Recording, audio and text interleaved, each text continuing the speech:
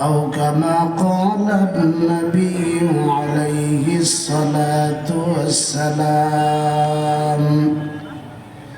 اللهم صل على محمد وعلى آل محمد كما صليت على إبراهيم وعلى آل إبراهيم إنك حميد مجيد اللهم بارك على محمد وعلى آل محمد كما باركت على إبراهيم وعلى آل إبراهيم إنك حميد مجيد سبحانك لا علم لنا إلا ما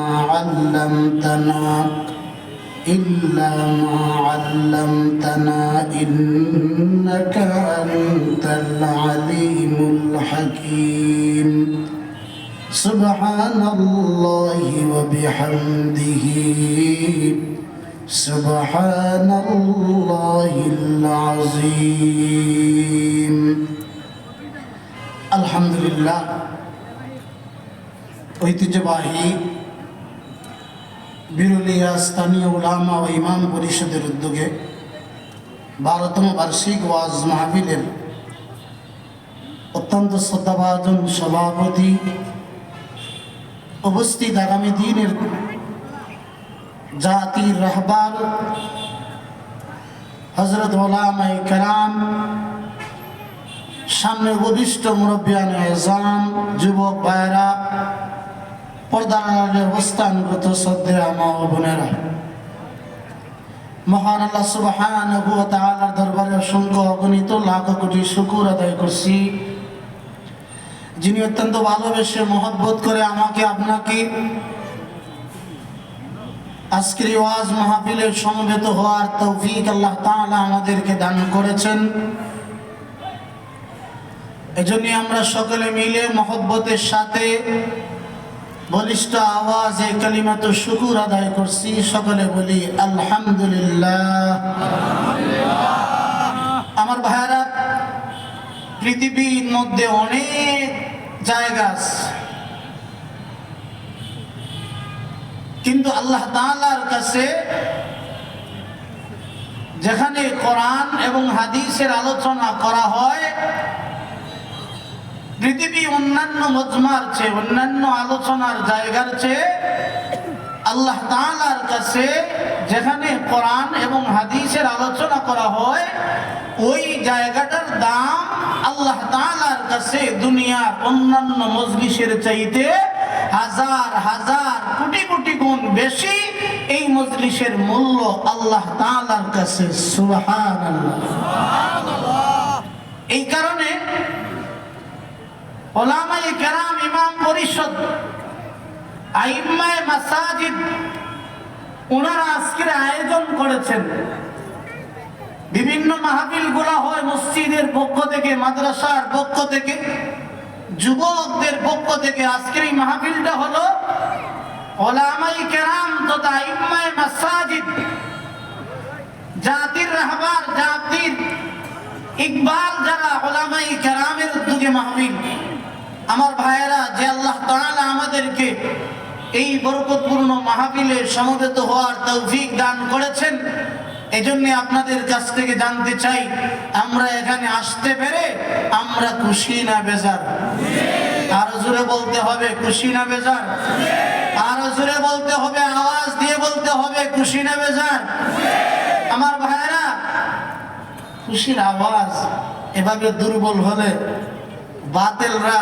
দিকা হাসবে বলবে যে দেখো এতগুলো মুসলমান বসে আছে অথচ মুসলমানদের আওয়াজের অবস্থা বড় দুর্বল একবারেই নাজুক পরিস্থিতি কিন্তু এমন এক সময় ছিল যেই সময়ে মুসলমানদের সংখ্যা একেবারেই স্বল্প ছিল একেবারেই অল্প সংখ্যক মুসলমান ছিল কিন্তু ওই মুসলমানদের ভিতরে তাদের ভিতরে তাদের নারায়ে তাকবীর আল্লাহু আকবারের এই আওয়াজটা এমন ভাবে ছিল, তাদের এই আওয়াজের ভিতরে রূহানিয়ত ছিল, যার কারণে এই নারায়ে তাকবীরের আওয়াজটা শোনার পরে হাজার হাজার বাতিল ফেরকাগুলা, ইসলাম বিদ্বেষী ষড়যন্ত্রকারীগুলা নারায়ে তাকবীরের আওয়াজ শোনার পরে ভয় পেত।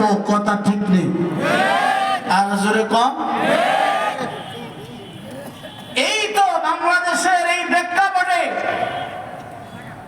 অল্প কয়েক মাস পূর্বেই তো এমন ছিল, কোরআনের মাহফিল করতে গেলে, কোরআনের তাফসীর মাহফিল করতে গেলে থানা থেকে বিভিন্ন ধরনের নেতা কর্মীদের কাছ থেকে বিভিন্ন ধরনের অনুমতি নেওয়া হতো। কথা ঠিক নেই? আর জোরে কম। কত কষ্ট কইরা, যেখানে 99% মুসলমানের দেশ, এখানে আমরা কেন প্রশাসনের কাছ থেকে, আমরা কেন থানা থেকে গিয়ে কোরআনের মাহফিল করাবো? কেন প্রশাসন থেকে আমাদেরকে পারমিশন আনতে হবে? কেন অনুমতি গ্রহণ করতে হবে?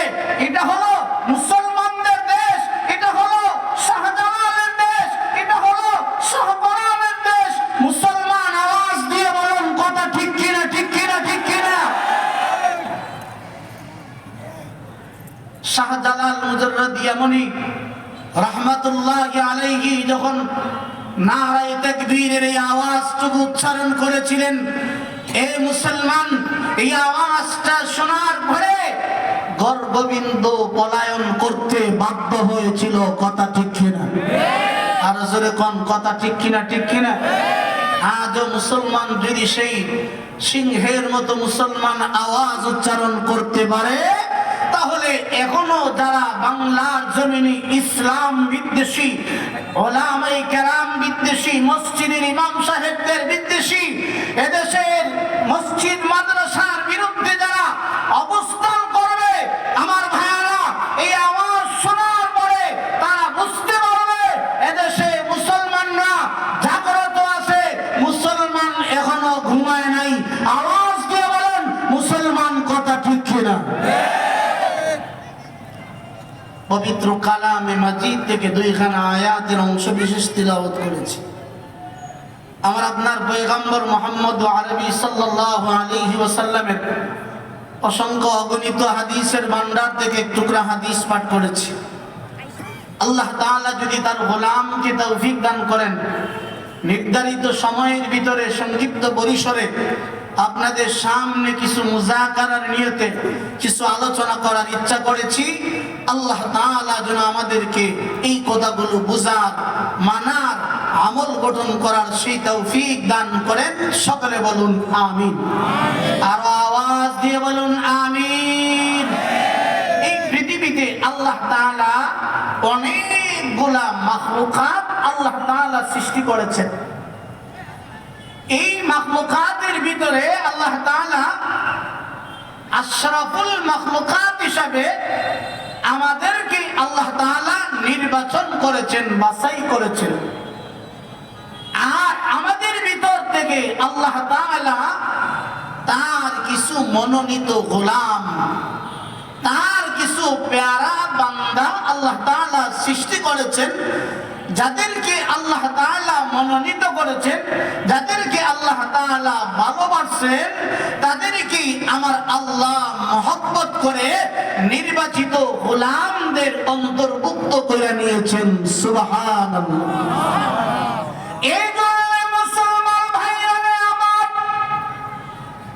আল্লাহ তাআলা এই পৃথিবীর ভিতরে অসংখ্য গণিত মাখলুকাত আল্লাহ তাআলা সৃষ্টি করলেন। কিন্তু ভাই, এই মাখলুকাতের ভিতরে আল্লাহ তাআলা আমাদেরকে তথা মানুষ জাতিকে সবচেয়ে দামি মাখলুক আল্লাহ তাআলা সৃষ্টি করেছেন। শুধু তাই নয় আমার ভাইরা, মানুষের ভিতরে আল্লাহ তাআলা একে অপরের প্রতি মায়া মহব্বত ভালোবাসা আল্লাহ তাআলা দান করেছেন, যা মানুষ সৃষ্টি লগ্ন থেকে নিয়ে ওই মানুষের ভিতরে আল্লাহ তাআলা একে অপরের প্রতি যে মায়া মহব্বত টান ভালোবাসা আল্লাহ তাআলা প্রত্যেকটা মাখলুককে দান করেছেন, কিন্তু সবচাইতে বেশি আল্লাহ তাআলা এই মহব্বত আর মায়া ভালোবাসাটা মানুষের ভিতরে আল্লাহ তাআলা দান করেছেন। সুবহানাল্লাহ। এই কারণে আমার ভাইরা, এই পৃথিবীর ভিতরে মানুষ মানুষকে মহব্বত করে, মানুষ মানুষকে ভালোবাসে, কিন্তু ওই মহব্বত ওই ভালোবাসার কারণে কেউ গ্যারান্টি দিতে পারে না, কেউ বলতে পারবে না আমি আমার বন্ধুকে মহব্বত করলাম, আমার ভাইকে মহব্বত করলাম, এই মহব্বতের কারণে আমি বড় কালের জগতে নাজাতের ব্যবস্থা হয়ে যাবে। আমার ভাই, আমার বাবা, কিন্তু যদি এই বান্দাগুলো যদি মুমিন মুসলমানের ভিতরে যদি আল্লাহ তাআলার মহব্বত যদি গোলামের ভিতরে তৈরি হয়ে যায়, আমাদের ভিতরে দুনিয়ার মহব্বত আছে না নাই? আরো জোরে কম, আরো জোরে বলেন।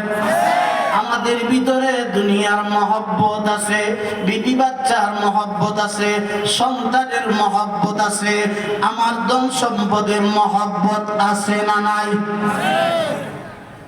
এই কারণে আমার ভাই,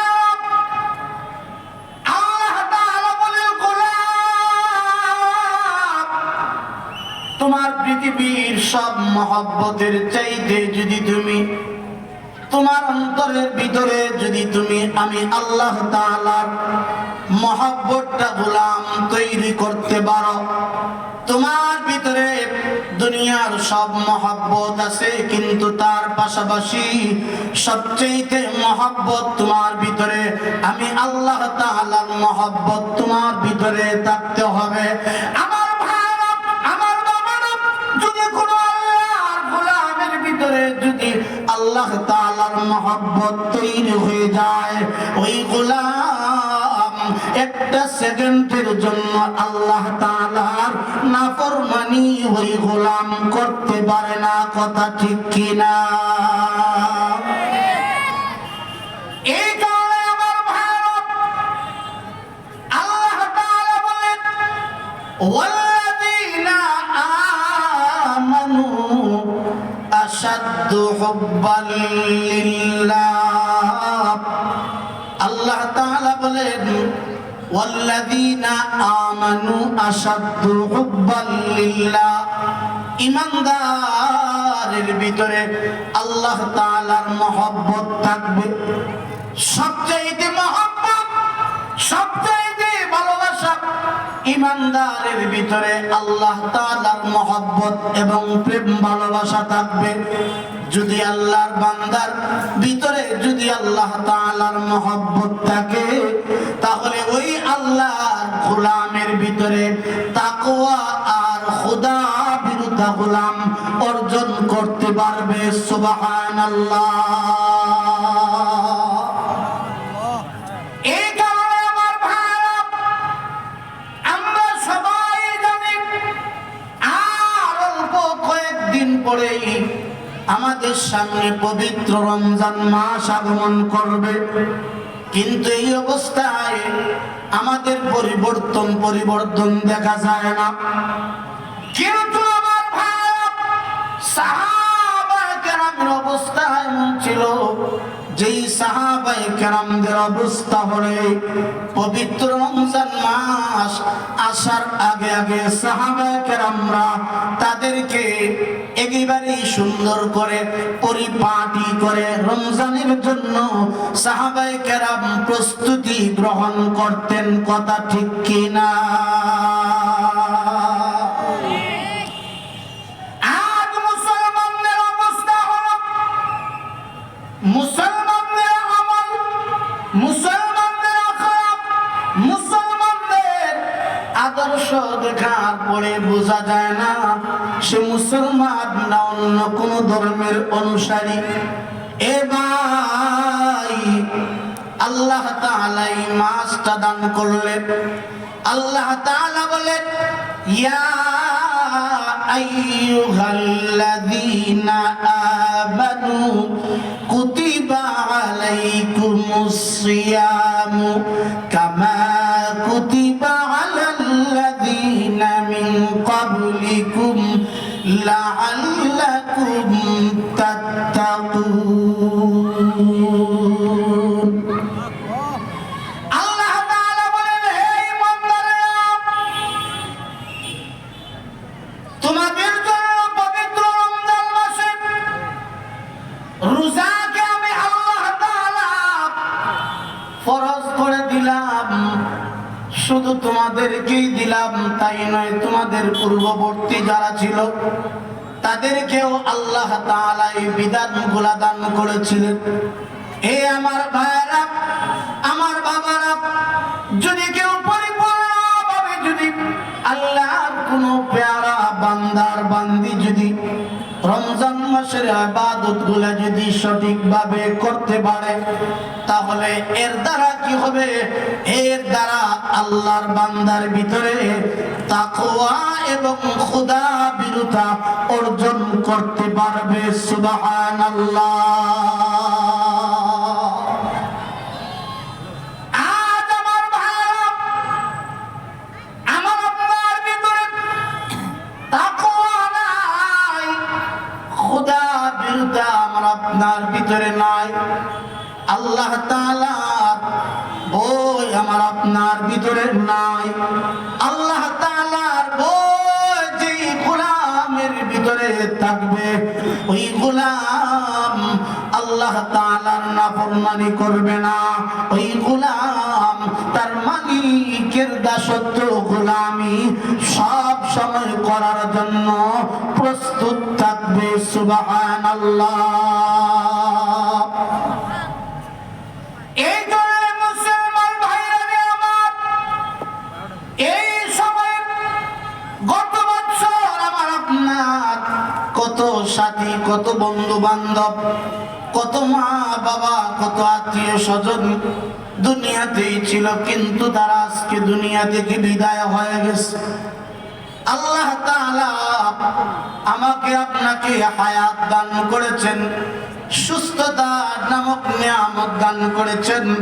এই জন্যই সুস্থতা দান করলেন, এই জন্যই আল্লাহ তাআলা হায়াত দিলেন, যেন আমরা মালিকের গোলামি পরিপূর্ণভাবে যেন আল্লাহ তাআলার গোলামি করতে পারি। আল্লাহ তাআলার গোলামি কইরা আমরা যেন মালিকের সন্তুষ্টি অর্জন করতে পারি। কথা ঠিক কিনা?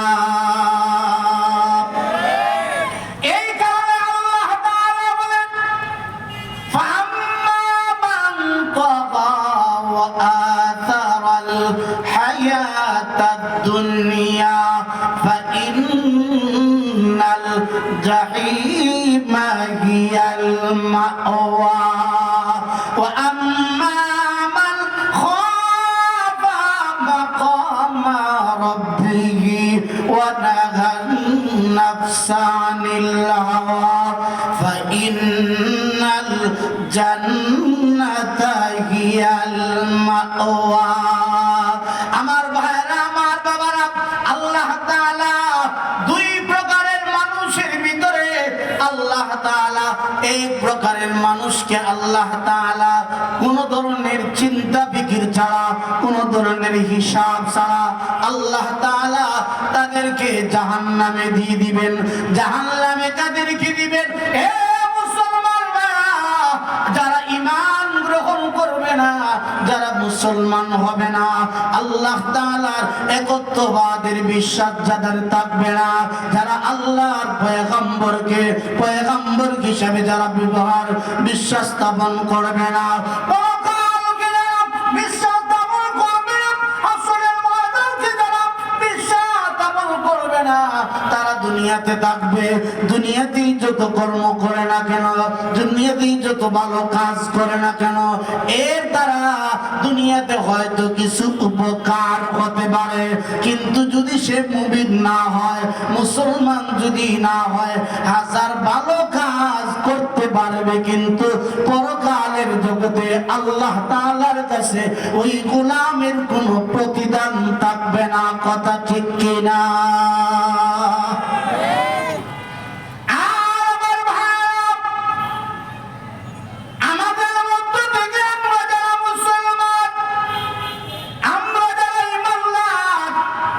ইমানদারের ভিতরেও কিছু মানুষকে আল্লাহ তাআলা জাহান্নামে দিবেন। কেনই জাহান্নামে দিবেন, তার কারণ কি হতে পারে? তার কারণ হলো যারা ঈমান গ্রহণ করার পরে তারা আল্লাহ তাআলার ইবাদত করে নাই, বিভিন্ন ধরনের নাফরমানির মধ্যে তারা লিপ্ত ছিল। আল্লাহ তাআলা ওই সমস্ত বান্দীদেরকে আল্লাহ তাআলা জাহান্নামে দিবেন। তাদের নির্ধারিত সময় থাকবে, যেই নির্ধারিত সময়ে তারা সাজা গ্রহণ করবে। আর নির্ধারিত সময় যখন শেষ হয়ে যাবে, আল্লাহ তাআলা তাদেরকে শেষ যখন হয়ে যাবে, হিসাব কিতাব তাদের শাস্তি সব যখন শেষ হয়ে যাবে, শেষ মুহূর্তে আল্লাহ তাআলা ঈমানদারদেরকে জান্নাতের নিয়ামত দান করবেন। সুবহানাল্লাহ। এই কারণে মুসলমান, এই দেখো পবিত্র রমজান মাস কোরআন অবতীর্ণ হয়েছে, তাহলে এই মাসে আমরা তাকওয়া অর্জন করব। কারণ হলো, যদি আল্লাহর কোনো বান্দা যদি তাকওয়া অর্জন করতে পারে, মালিকের বোঝ যদি গোলামের ভিতরে থাকে, তাহলে আল্লাহ ওই বান্দা দিনে দুপুর বেলা কোনো সময় রোজা বন্ধ করতে পারে না। কিন্তু এই সমাজের ভিতরে এমন মুসলমান আছে, যে মুসলমানের সুস্থ অবস্থায় সুস্থতা নামক নিয়ামত আছে, সুস্থ আছে, কোন ধরনের হুজুর তার ভিতরে নাই, কিন্তু তারপরেও আল্লাহ তাআলা এই বিধানটাকে আল্লাহর বান্দার বান্দিরা আদায় করে না। এ মুসলমান, কিন্তু আল্লাহ তাআলা এমন প্যারা বান্দা বান্দি আছে, যেই প্যারা বান্দা বান্দিরা কষ্ট হলেও তারপরেও আল্লাহ তাআলার ওই বিধানগুলা পরিপূর্ণভাবে আদায় করে। সুবহানাল্লাহ।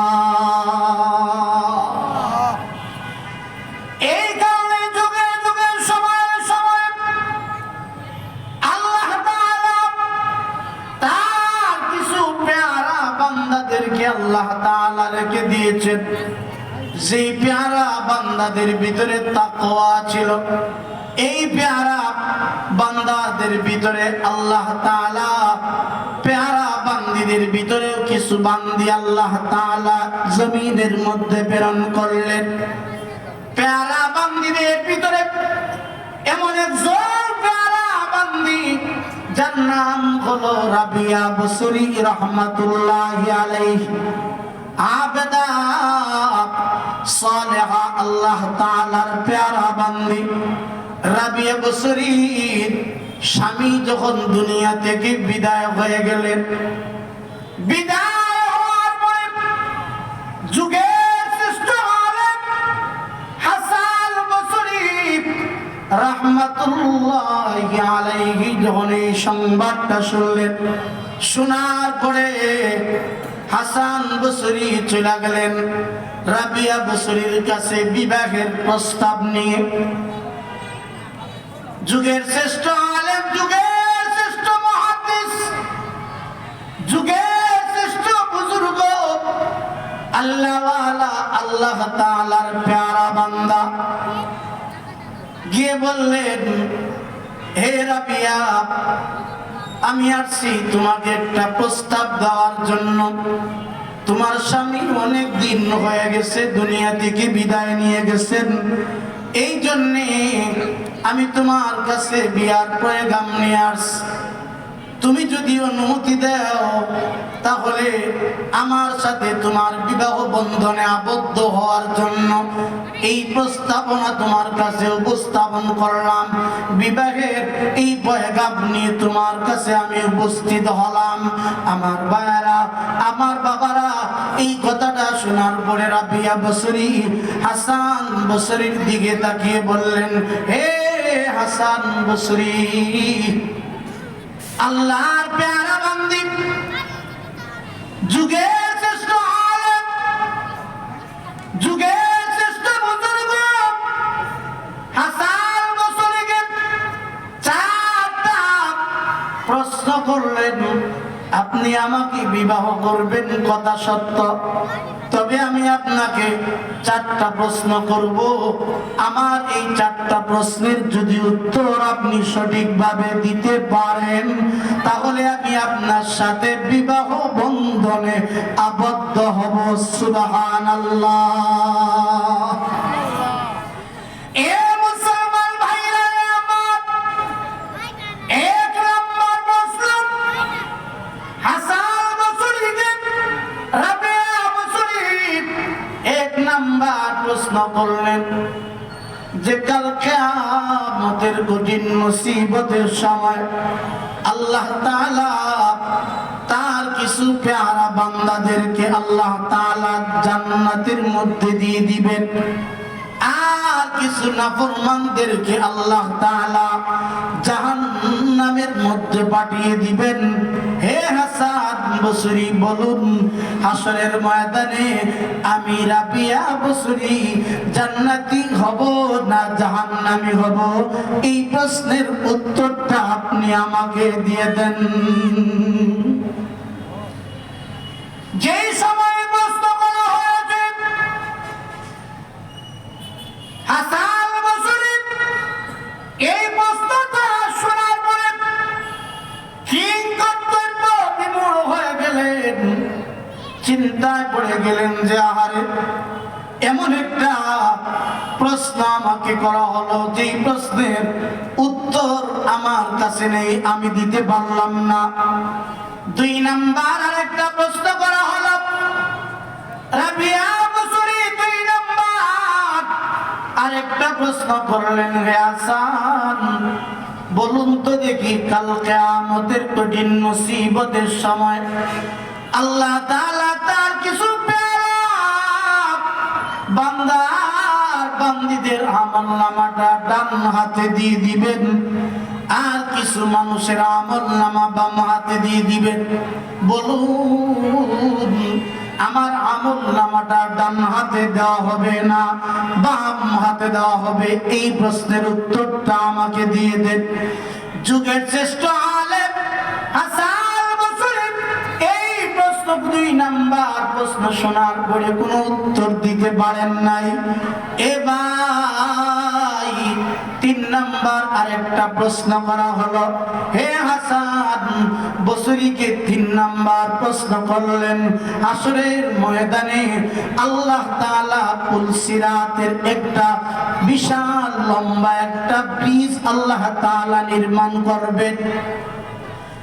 যারা নেককার হয়ে যাবে, যারা নেককার হয়ে যাবে বিজলির নেহায় তারা কিন্তু অতিক্রম করবে, আর পাপিষ্ঠ যারা হবে তারা সেই পুল সিরাত অতিক্রম করতে পারবে না। হে হাসান বলুন তো দেখি হাসরের ময়দানে আমি রাবিয়া বসরি এইভাবে আমি বিজলির ন্যায় পুল সিরাত অতিক্রম করতে পারবো কি পারবো না? এই প্রশ্নের উত্তর দিয়া দেন। এ আমার ভাইরা, আমার বাবারা, যখন এই প্রশ্নগুলা আল্লাহর পেয়ারা বান্দি যখন করলো, করার সাথে সাথে তিনটা প্রশ্নের উত্তরের ভিতরে একটা প্রশ্নের উত্তর হাসান বসরি দিতে পারেন নাই। এবার রাবিয়া বসরি বললেন, হে হাসান বসরি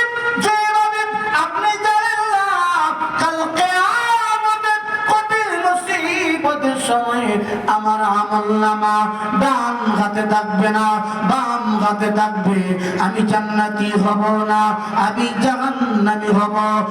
কাল কিয়ামতের কঠিন মুসিবতের সময় পুলসিরাত অতিক্রম করতে পারবো কি পারবো না?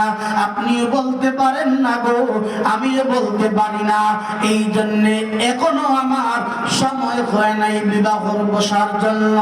আমি আমার বাকি জীবনটা আমার মালিকের গোলামির মধ্যে কাটাইয়া দিতে চাই। সুবহানাল্লাহ। আমার ভাইরা, আমার বাবারা, তাহলে ওই মানুষগুলোর ভিতরে তাকওয়া ছিল, ওই মানুষগুলোর ভিতরে খোদা ভীরুতা ছিল। আজ আমরা মুসলমান, আজ আমরা ইমানদার, কিন্তু আমাদের ভিতরে তাকওয়া বলতে কোনো কিছু নাই। আমাদের ভিতরে মালিকের ভয় নাই। আমাদের ভিতরে পরকালের জগতে আসরের কঠিন মুসিবতের সময় জাহান্নামের আগুনে আমাকে আপনাকে জ্বলতে হবে, এই ভয়টুকু আমার আপনার ভিতরে না থাকার কারণে আজ সমাজের ভিতরে যত সময় যাচ্ছে, যত সময় অতিবাহিত হচ্ছে, ততই আজকে সমাজটা বিভিন্ন ধরনের গুনার দিকে ধাবিত হচ্ছে। মুসলমান আওয়াজ দিয়ে বলুন কথা ঠিক কিনা?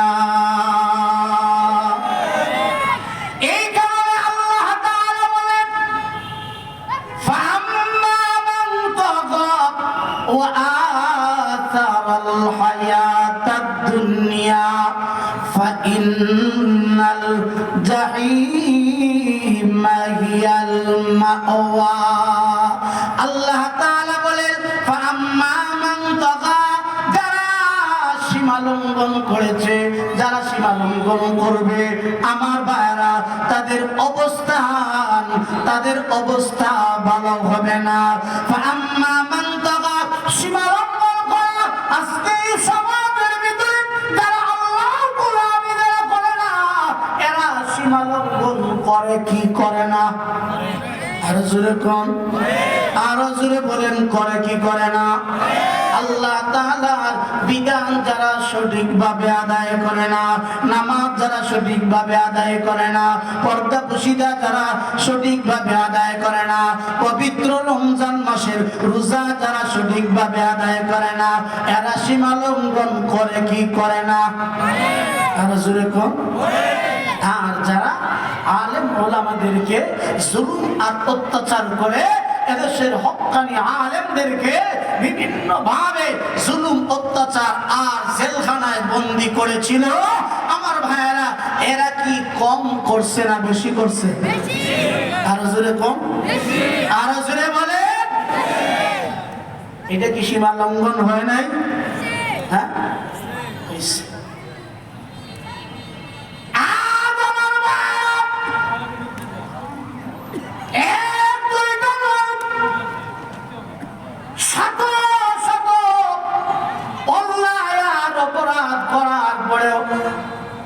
কত সুন্দর করে দুনিয়াতে বিচরণ করে, সোনার দেশে বিচরণ করে, কোন ধরনের দরপাকড় হয় না। কিন্তু আলেম ওলামারা, মসজিদের ইমাম সাহেবেরা, এদেশের হক্কানি আলেম, রব্বানি আলেম যারা ইসলাম বিদ্বেষের বিরুদ্ধে যখন দেশের পক্ষে, যখন রাজ ময়দানে নারায়ে তাকবীরের আওয়াজ যখন উচ্চারণ করে, বাতিলরা এদেশের উলামায়ে কেরামদেরকে বন্দী কইরা চায় যে এদেশ থেকে ইসলামকে মাইনাস করতে চাইছিল। কথা ঠিক কিনা?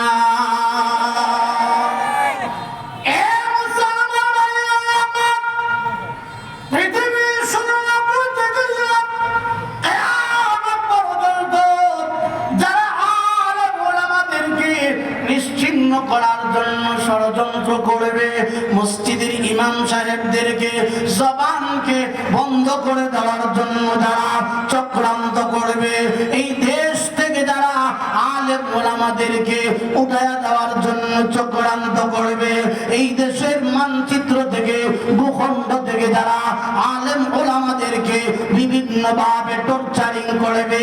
আমার ভাইরা যতই আলেম ওলামাদের বিরুদ্ধে যতই যা কিছু বলে না কেন, আমার ভাইরা একদিন না একদিন সময় আসবে আপনি আলেম ওলামাদের বিরুদ্ধে কথা বলে দেশের আলেম ওলামাদেরকে কিছুই করতে পারবেন না। এ দেশ থেকে পলায়ন, এ দেশ থেকে পলায়ন করতে পারবেন না। আলেম ওলামারা এই দেশেই আছে, এই দেশেই থাকবে। তোমরা যারা আলেম ওলামাদের বিরোধিতা করবা, তোমরা একদিন স্বৈরাচারের মতো এই দেশে আর অবস্থান করতে পারবা না। কথা ঠিক কিনা? আজকে দেশের আলেম ওলামারা অপরাধ দিয়েছিল। আমাদের আকাবির যারা, আমার ভাইরা, তাদের অপরাধ কি ছিল? তাদের অন্যায় কি ছিল? তাদের একটাই অন্যায় আর অপরাধ ছিল, হকের পক্ষে, কোরআনের পক্ষে কথা বলার কারণেই তো এত জুলুম আর অত্যাচার করা হয়েছিল। কথা ঠিক কিনা? আর জোরে কম। আমি হাটহাজারী মাদ্রাসায় যখন লেখাপড়া করি, আমার বুখারী শরীফের উস্তাদ হযরতুল আল্লাম হযরত মাওলানা শাহ আহমদ শফি রহমাতুল্লাহি আলাইহি, আমার ভাইরা আল্লামা বাবুনগরী রহমাতুল্লাহি আলাইহি, সরাসরি ওনাদের কাছে পড়েছি। আল্লামা বাবুনগরী রহমাতুল্লাহি আলাইহিকে বাতিলরা বিভিন্ন ভাবে টর্চারিং করেছিল, বিভিন্ন ভাবে জুলুম আর অত্যাচার করেছিল। আলেম ওলামাদের হাতে ধারালো কোনো অস্ত্র ছিল না, আলেম ওলামাদের কোনো সৈন্যবাহিনী ছিল না, কিন্তু এক একজন আলেম ওলামারা যখন জেলখানার ভিতরে থেকে থেকে আল্লাহ তাআলার কাছে মুনাজারি করেছিলেন, আল্লাহ তাআলার কাছে দোয়া করেছিলেন, আল্লাহ এই জমিনে ইসলামের পক্ষে কথা বলার কারণে আজকে জেলখানায় ভর্তি হতে হয়েছে। আল্লাহ তাআলার কাছে দোয়া করেছিলেন, সেই দোয়া করেছিলেন, এই দোয়ার ফসলই হলো আজ রাম আর বামরা ইসলাম বিদ্বেষী ষড়যন্ত্রকারীরা এদেশ থেকে পলায়ন করেছে। মুসলমান কথা ঠিক কিনা? আর যেরকম এখান থেকে আমাদের শিক্ষা গ্রহণ করতে হবে।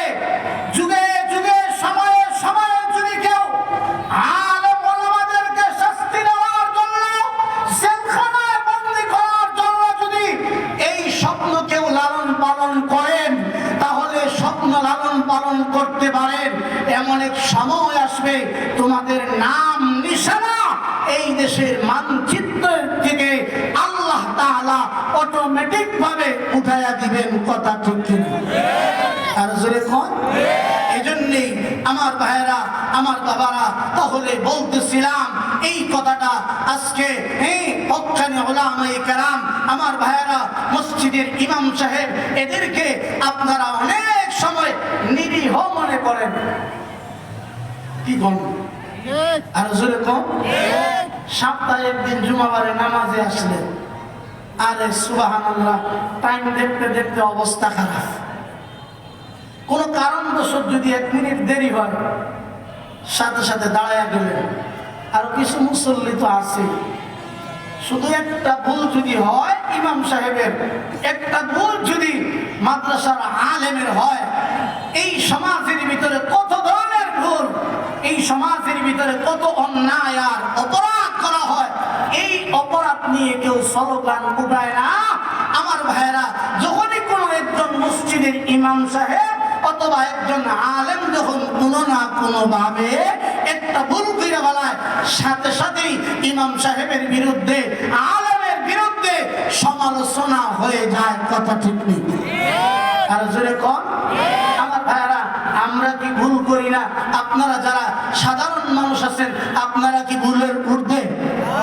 আর জোরে কোন? ভুল যে কেউ করতে পারে, যে কেউ করতে পারে। আমার ভাইরা, তাই বলে কথায় কথায় আলেম ওলামাদেরকে ছোট করা আলেম ওলামাদেরকে খাটো করা, আলেম ওলামাদেরকে গালিগালাজ করা। আল্লাহু আকবার। আমার ভাইরা, এইভাবে যদি আলেম ওলামাদেরকে গালিগালাজ করেন, আলেম ওলামাদেরকে যদি বিদ্বেষী নজরে দেখেন, তাহলে কি হবে? পরকালের জগতে আল্লাহ তাআলার আদালতে আপনাকে দাঁড় করে আল্লাহ তাআলা জিজ্ঞাসা করবেন। ওই সময় আল্লাহ তাআলার আদালতে আপনি অবশ্যই সঠিক প্রশ্নের উত্তর দিতে হবে। কথা ঠিক কিনা? এই কারণে আমার ভাইরা, সর্বশেষ কথা হলো আল্লাহ তাআলা বললেন, ইয়া আইয়ুহাল্লাযীনা আমানু কুতিবা আলাইকুমুস সিয়ামু কামা কুতিবা আলাল্লাযীনা মিন ক্বাবলিকুম লাআল্লাকুম তাত্তাকুন।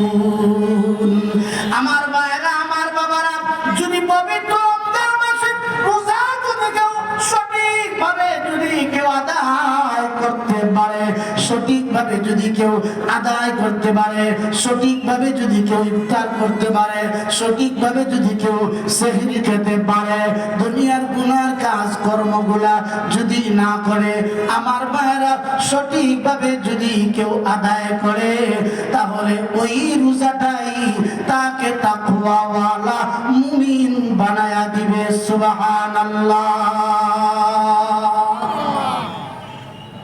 দেখবেন আমার ভাইরা, আল্লাহ তাআলা বলেন, এই মাসে কোরআন অবতীর্ণ করলাম, শাহরু রমাদান আল্লাযী উনজিলা ফীহিল কুরআন হুদাল লিন-নাসি ওয়া বায়্যিনাতিম মিনাল হুদা ওয়াল ফুরকান।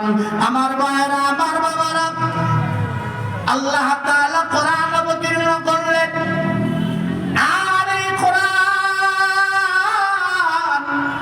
মুমিনদের জন্য পথ প্রদর্শক হবে।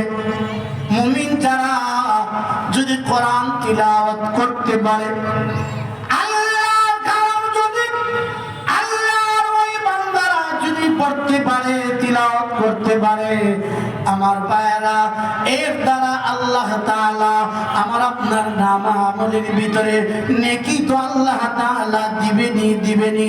আল্লাহ তাআলা এর দ্বারা কোরআনের সোহবত লাভ করার কারণে, কোরআন তিলাওয়াত করার কারণে আমার আল্লাহ আমাকে আপনাকে হেদায়েতের নূর আল্লাহ তাআলা দান করবেন। সুবহানাল্লাহ। এই জন্য আমার ভাইরা, আল্লাহ তাআলার দরবারে দোয়া করি, বিশেষ করে বিরুলিয়া স্থানীয় উলামা ও ইমাম পরিষদের উদ্যোগে আজকের ওই ঐতিহাসিক তাফসীরুল ওয়াজ মাহফিল আমার ভাইরা উলামায়ে কেরামরা আলোচনা করবেন। এর মধ্য থেকে অল্প সময়ের জন্য আপনাদের মূল্যবান সময় আমি যখন নষ্ট করলাম, আমার জন্য দোয়া করবেন, আমি আপনাদের জন্য দোয়া করব।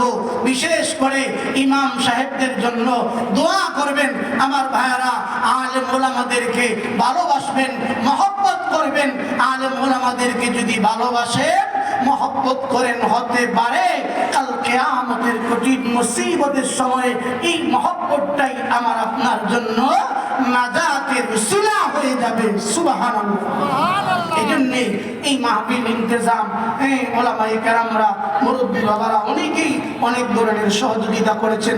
আল্লাহ তাআলা প্রত্যেকের দান খায়রাতকে আল্লাহ তাআলা জান্নাতের বিনিময়ে কবুল করে নেন। সকলে বলুন আমিন। ওয়া আখিরু দাওয়ানা আনিল হামদুলিল্লাহি রাব্বিল আলামিন। আসসালামু আলাইকুম ওয়া রাহমাতুল্লাহি ওয়া বারাকাতুহু।